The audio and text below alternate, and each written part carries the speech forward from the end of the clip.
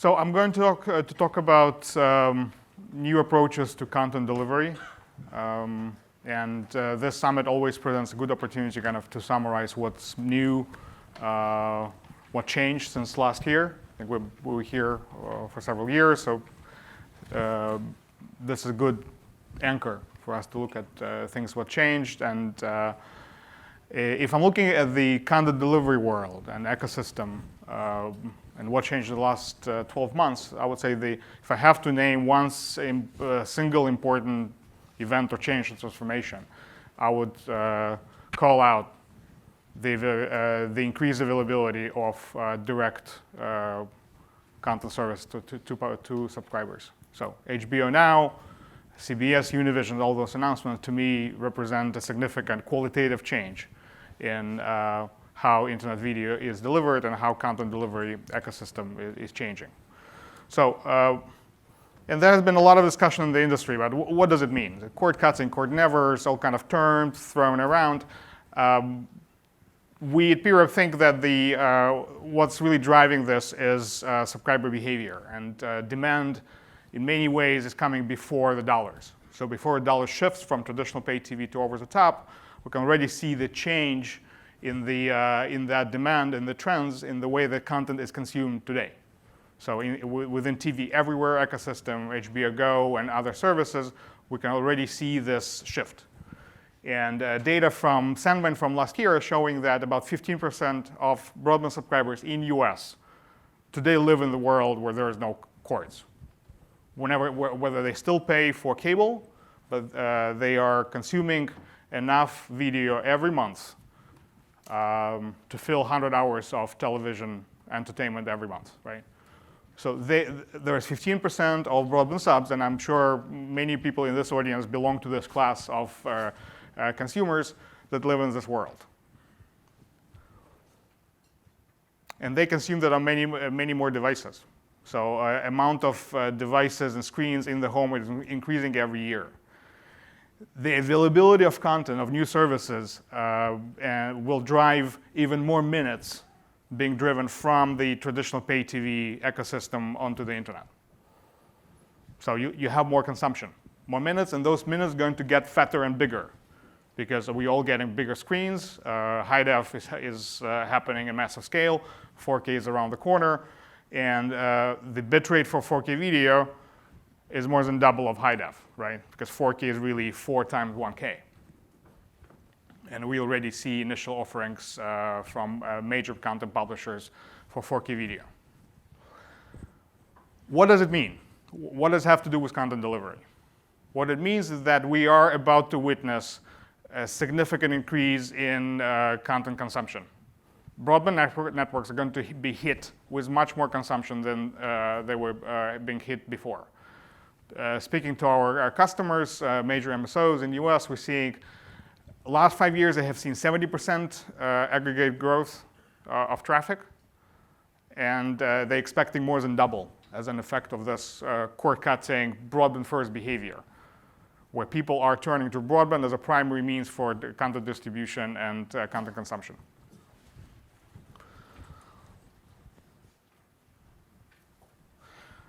We further believe that this change will break current delivery paradigm.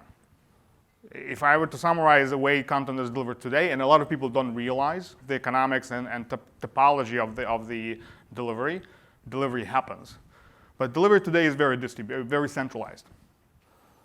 Content publishers, whether they insource this capability, like all the major content publishers have done, from Netflix, Google, Apple, Microsoft, Amazon, all these companies have their own content delivery capabilities, or they use third-party CDNs, like the ones presented here today.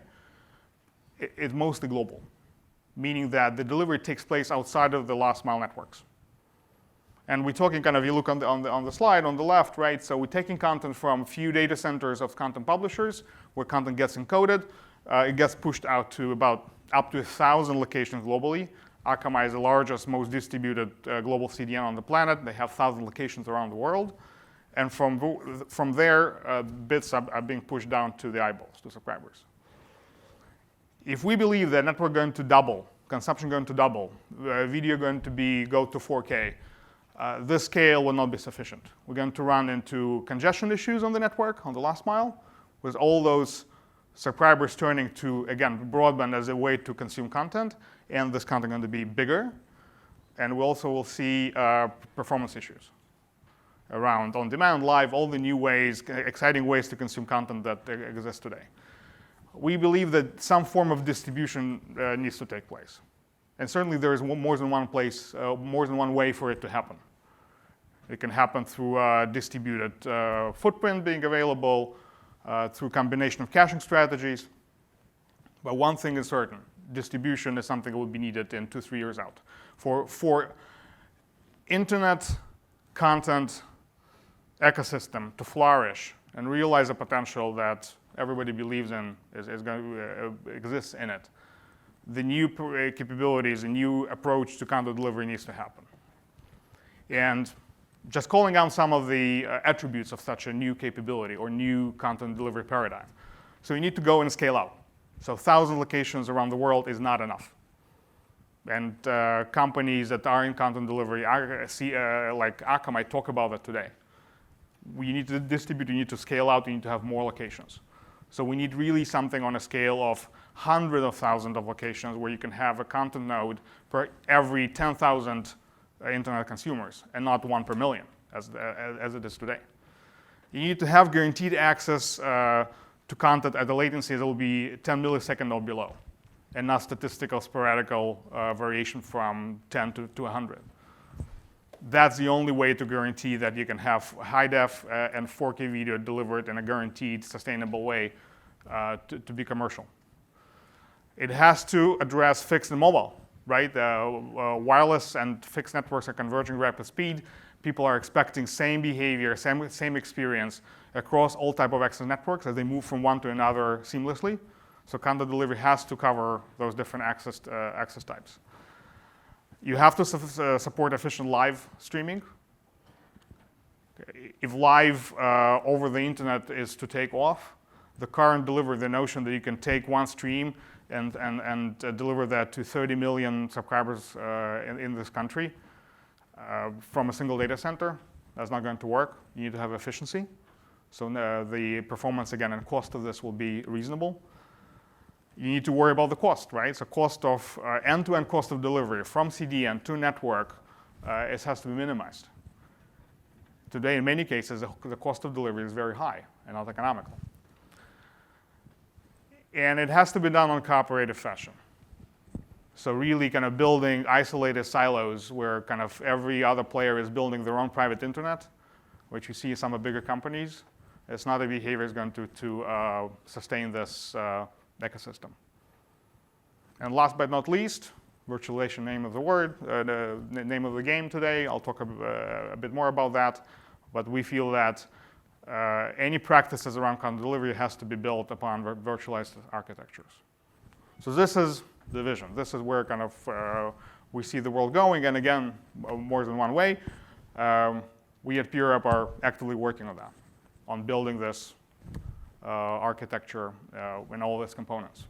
And you see there's quite a bit of work to be done. So taking kind of strategic view of caching. So caching is important enabler here. To enable this localization of content delivery, caching needs to happen. And caching in many places around the network. And here is some kind of view of how caching can be done. And you're looking at various models, modes of delivery in this new ecosystem.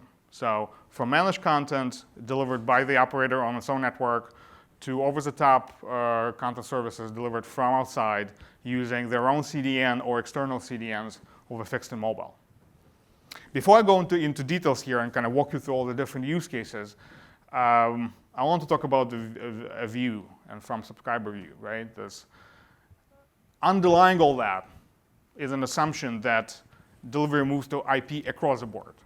So what we're seeing now actually that for all technologies from your traditional pay TV provider, Comcast and Verizon, these companies, to over-the-top companies, from Netflix to content publishers, everybody is adopting same solution stack. Solution stack is around HTTP-based adaptive bitrate video. It's being used now across the board, and even legacy video systems are moving towards adopting that. So really, it's one world in which video is encoded and delivered in adaptive bitrate video, delivered over same broadband network in a converged environment. From subscriber point of view, what you're seeing now, we see broadband operators are working today on environments in which all these services, whether provided by the operator, content live or on demand delivered by the operator, over-the-top services like Netflix, or partnering services that operators may work with, they're all delivered under one umbrella, one kind of CPE environment, in which you as a subscriber can access multiple services. And there may be content discovery is available around that, so you can find the best place to watch a particular piece of content. But you have one place to go for all the services. So the world is really converging.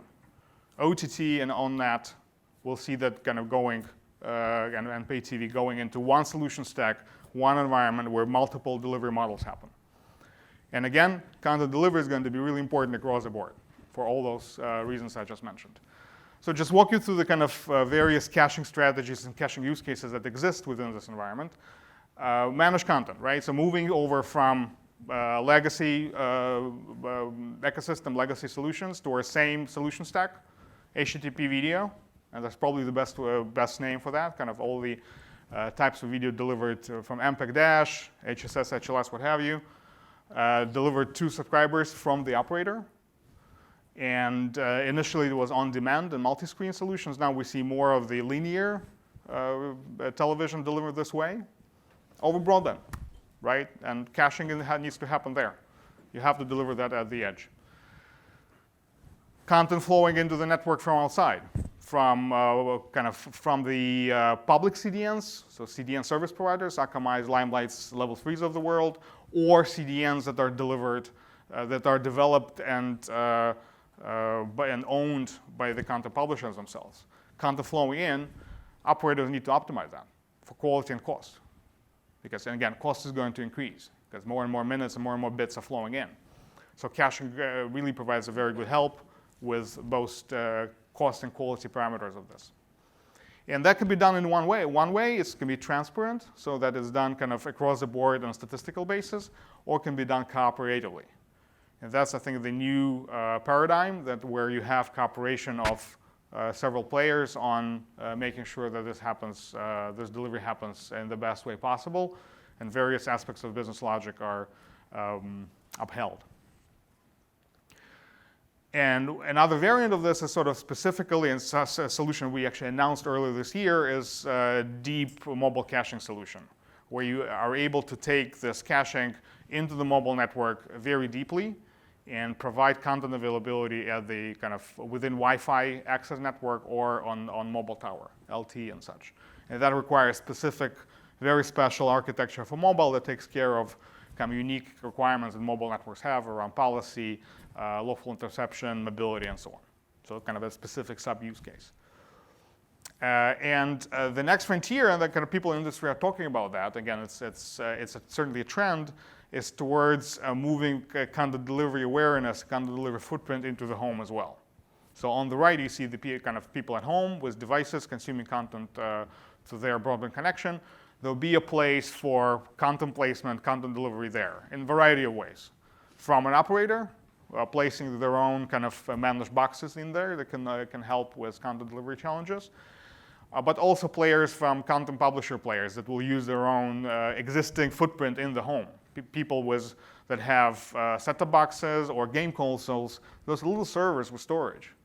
And there are several ways that can be utilized in peer-to-peer based paradigms or kind of just content prepositioning.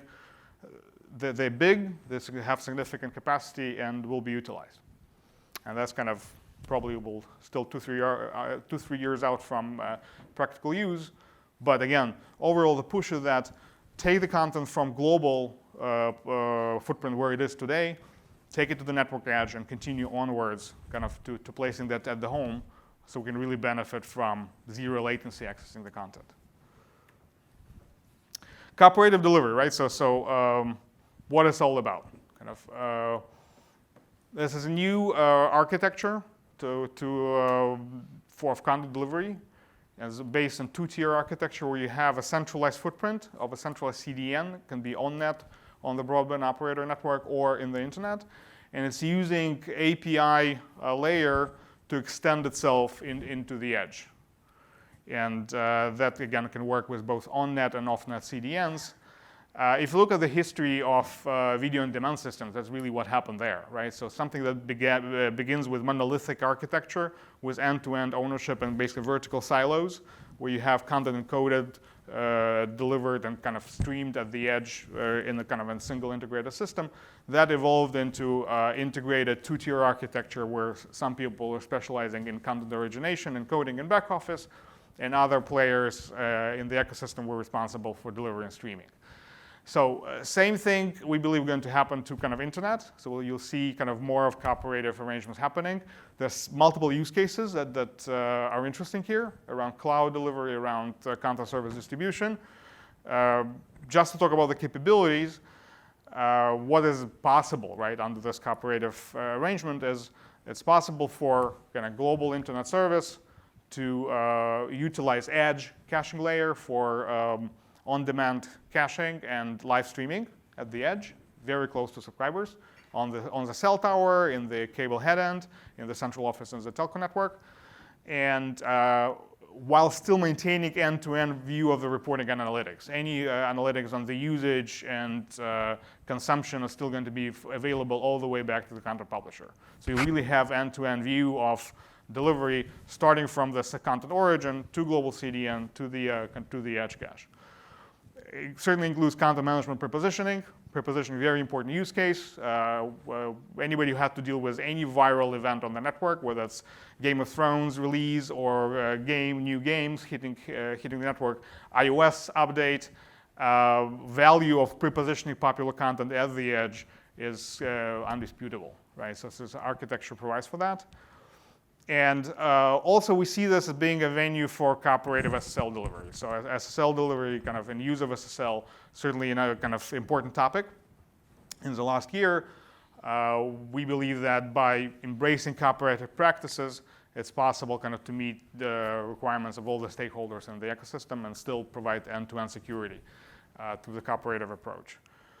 And lastly here, the also ability for content publisher C/CDN to invoke broadband policy control and billing capability. So if you are 1-800 apps use cases or kind of providing separate QoS for specific services or subscribers can be invoked in a cooperative delivery approach.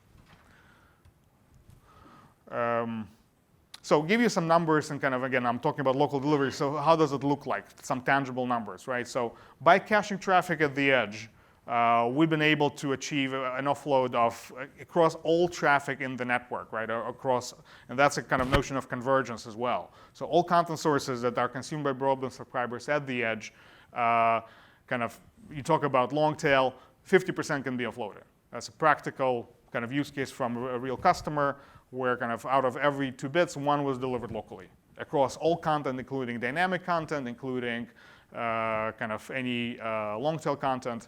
So internet is very cacheable, right? And if you look at actually narrow content services, on the right, there is iOS update case. That's iOS 8 from last fall.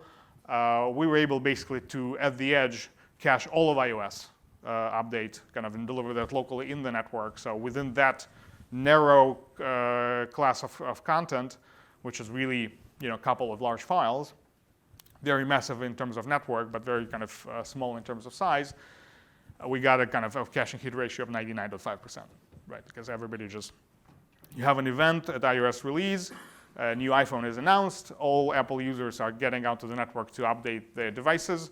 Within 48 hours, 70% of all Apple users have updated their own device, and that's a massive spike on the network. What you can see on the graph is kind of on the upper side, that's blue line, right? What would be needed in terms of capacity on the network in case there would be no caching, right? So there's 9 gigabits of traffic on this network. And in practice, we were able to meet all of that demand with only having 4 gigabits. So Edge caching, very good practice for supporting spike events. And spike events are many and of different nature on the internet. A bit on quality. So this is kind of throughput graphs. So in the edge of the network, that's data taken from real MSO customer of ours. So you can see all of the cache traffic is delivered at an average of about 6 megabits per second per connection. And what's more important here on the bottom part, bottom graph, you see the blue line is the average speed of delivery from the cache for video only, while globally sourced video, the red line, in the same network. So if you do that from the outside of the network, and we talked about the kind of global versus local. So the bottom graph is local delivery. It's 6 megabits in this network, and global is only 2. So you're getting a factor of 3x acceleration by pushing the footprint out. And this is the kind of capabilities will be needed tomorrow even more. Last before a summary here, I mentioned the virtualization.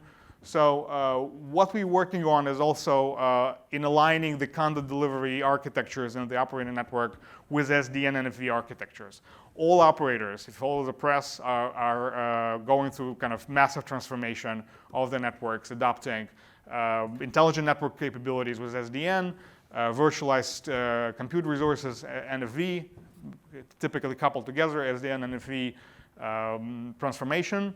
Verizon, AT&T, Comcast, all US operators, but also big tier ones in Europe just as well, going through this. So how our story about pushing content to the edge fits there with this agenda of the operator? Because that's a massive change in the way networks are built and designed, kind of by adopting that virtualization.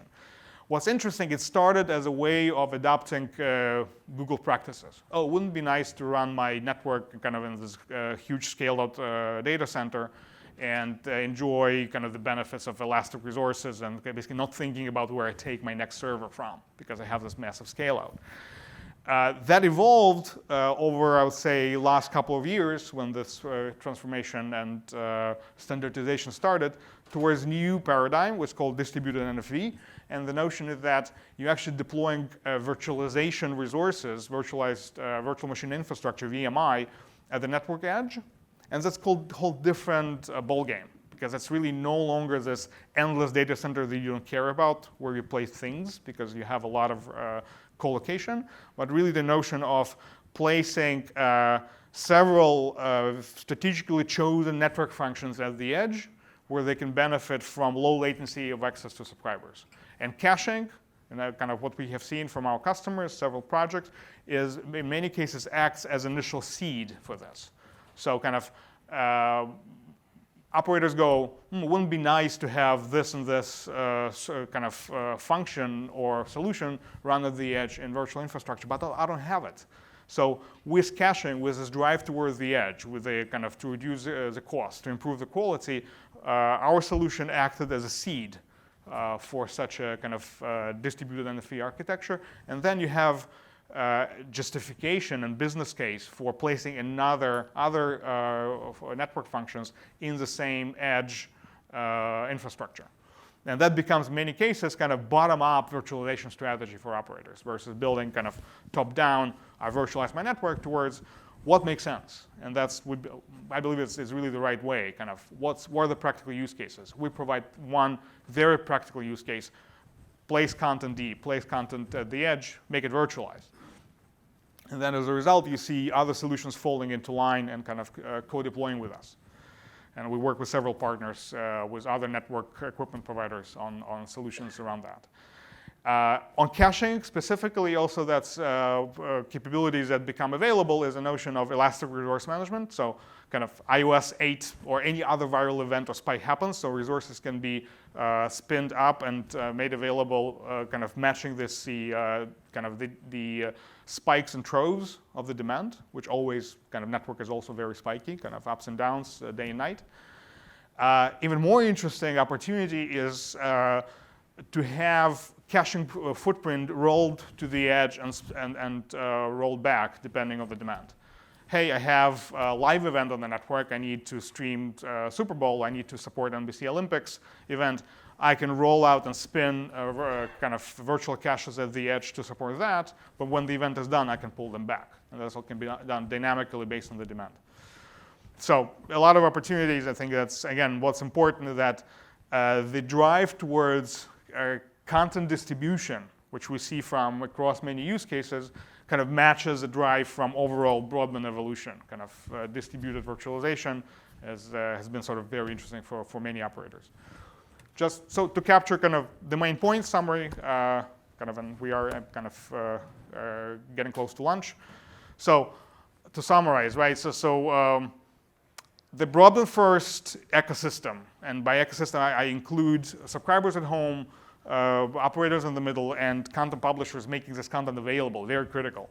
Going to create cost and performance requirements that will drive a need for distributed content infrastructure, content delivery infrastructure that also will have to be converged. There's really no place for separate siloed caches from Netflix or Google or separate CDNs at the edge. It has to be one single infrastructure. Within that infrastructure, cooperative delivery APIs will play a big role, so that you can able to converge, have one virtual infrastructure, but enable multiple players to plug into this in a variety of ways on delivery analytics, content management side. And also this architecture have to align, it does align with overall network transformation. So we're not kind of rowing against the direction. Network is going virtualized, network going more distributed, and solutions and kind of the vision we're pursuing kind of aligns with that. This is it. Thank you. I'll take questions.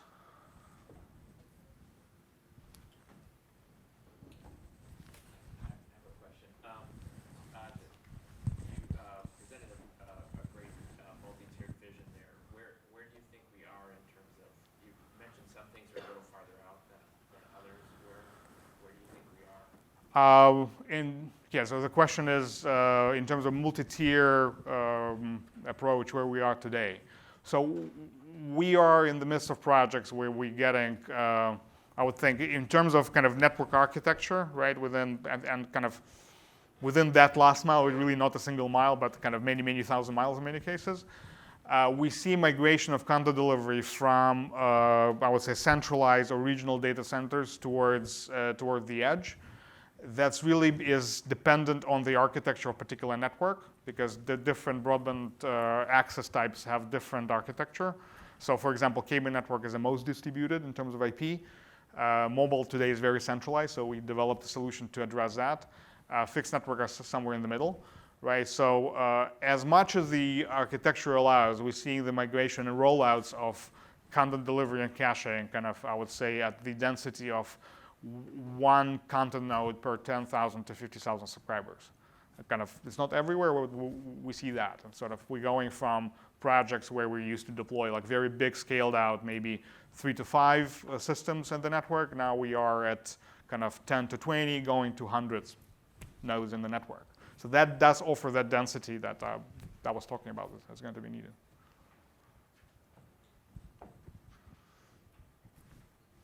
Thank you.